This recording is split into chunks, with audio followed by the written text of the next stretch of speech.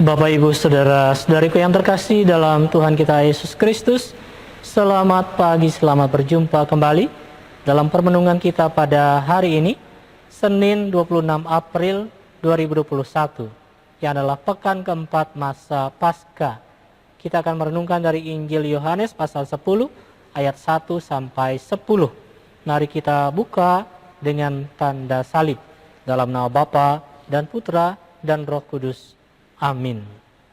Sekali peristiwa, Yesus berkata kepada orang-orang Farisi, "Aku berkata kepadamu, sesungguhnya siapa yang masuk ke dalam kandang domba tidak melalui pintu, tetapi dengan memanjat tembok, ia adalah seorang pencuri dan seorang perampok.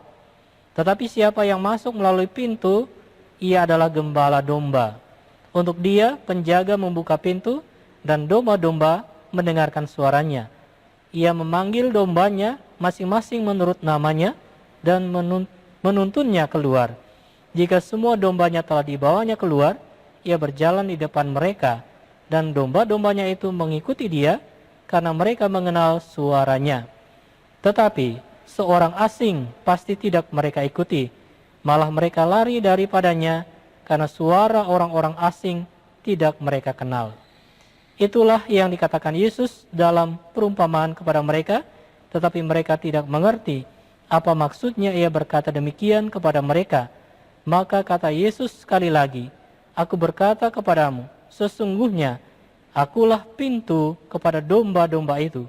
Semua orang yang datang sebelum aku adalah pencuri dan perampok, dan domba-domba itu tidak mendengarkan mereka. Akulah pintu, barang siapa masuk melalui aku, ia akan selamat, ia akan masuk dan keluar dan menemukan padang rumput. Pencuri datang hanya untuk mencuri, membunuh dan membinasakan. Aku datang supaya mereka mempunyai hidup dan mempunyainya dalam segala kelimpahan." Demikianlah Injil Tuhan. Terpujilah Kristus. Bapak, Ibu, Saudara-saudariku yang terkasih dalam Tuhan kita Yesus Kristus, dalam Injil hari ini Yesus menyebut dirinya adalah pintu untuk domba-domba. Yesus mengatakan, "Akulah pintu. Barang siapa masuk melalui aku, ia akan selamat. Ia akan masuk dan keluar dan menemukan padang rumput." Dan Yesus berkata lagi, "Aku datang supaya mereka mempunyai hidup dan mempunyainya dalam segala kelimpahan."